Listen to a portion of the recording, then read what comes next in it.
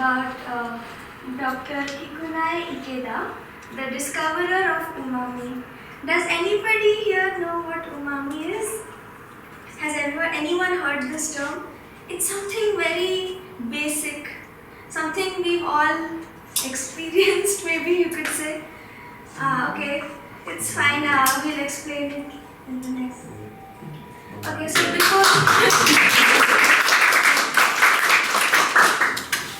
before we explain what it is, I would like to talk about the person who invented it.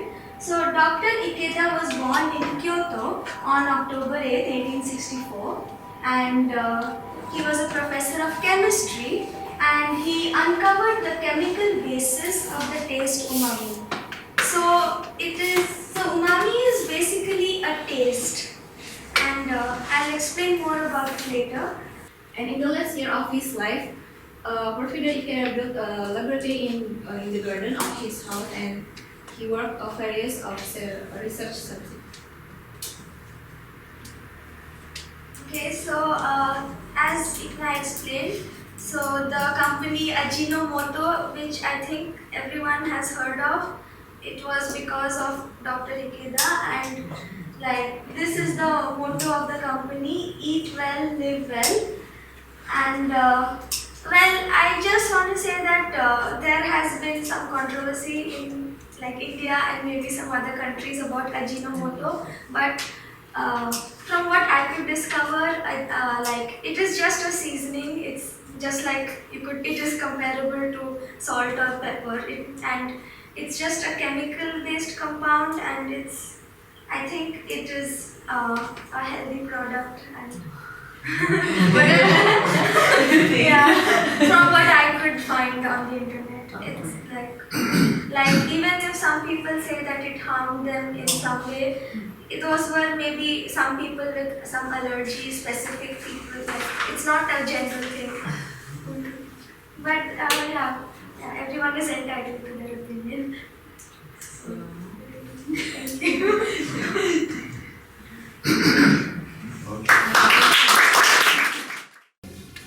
So umami is MSG. Yeah. So is it right? MSG or MSG is right. yeah. First is there's a syndrome. You know the Chinese restaurant syndrome. Yes, Yeah. I know about it. Yeah, it's connected with Yes, the umami and. I read about it. And can I have two questions? Of course. And then I just want to know that is it really MSG or only the people who have allergic to MSG? And the second one is about the slogan "Eat well, live well." Maybe like you say, it's like salt and pepper, but it's chemical. But for me, as a Muslim, Ajinomoto has big issues in Indonesia. Yes. In 2001, find out that using pork as a base of the chemical. So I think,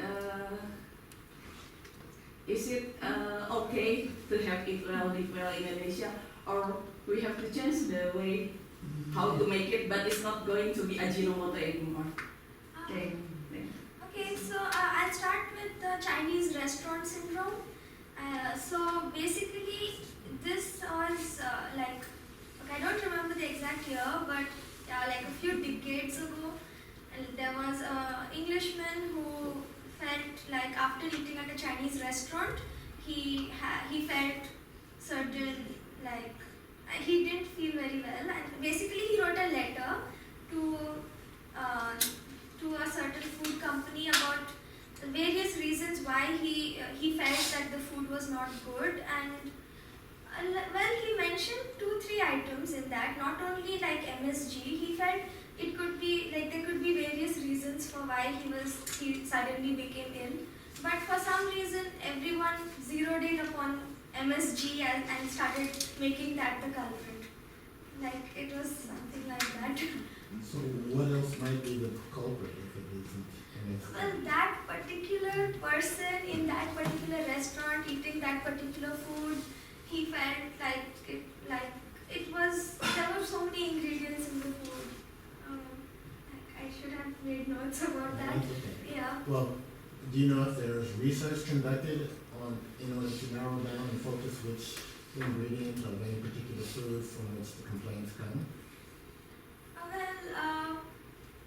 The research that I read about, they only said that they didn't find any reason to blame MSG because glutamate is naturally occurring in so many food items. Like in the picture, there was fish and meat and cheese even.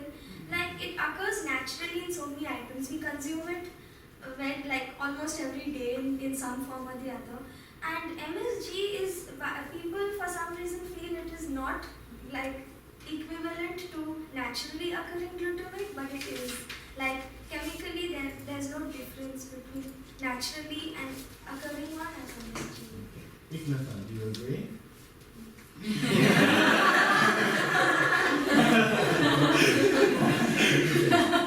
Yes, I agree. Yes, I agree. Does anybody else have any questions or challenges?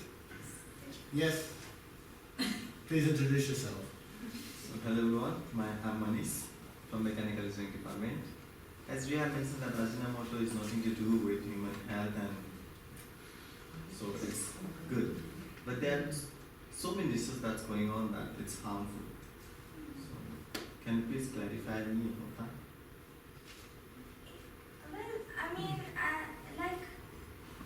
As I said,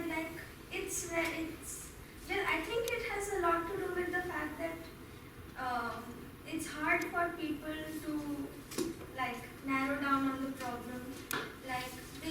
Because when it's stuck in someone's head that MSG might be the problem, then sometimes people I think it's prejudice that is still there. Well, I could have in my head that radiation is dangerous for human beings, but the nuclear industry might say if you have a nuclear accident and you get some contamination, just brush it off and wear a mask.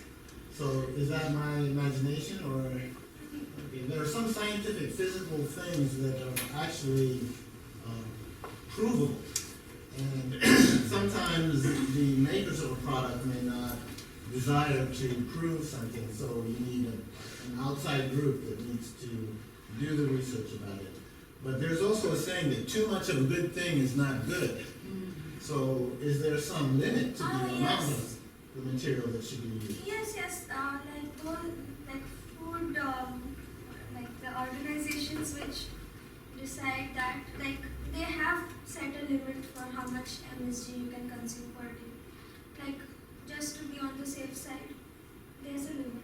But I even heard that if children use excessive amount of this Ajinomoto, it stops the growth of calcium somehow. Yeah, so Stops the growth of calcium Yes. in the bones. there's a lot of contradictory evidence on the internet. So maybe on that statement, you might, when you polish up the document for handing out to everyone, you might look into that point and see, does it really hinder the growth of calcium in the bones? What other factors may there be that people zero in on Ajinomoto? I might say that I went to a Chinese restaurant in Kakegawa, and the food was really good. I thought, wow, this is so good.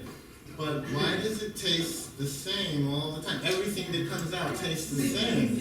But it's good. I felt, this is good, but why is it good? I didn't understand. And I watched the man while he was cooking, and he took this bottle of this white stuff, and he was pouring. And I said, is that salt? And he said, no. I said, what is that? And he wouldn't tell me.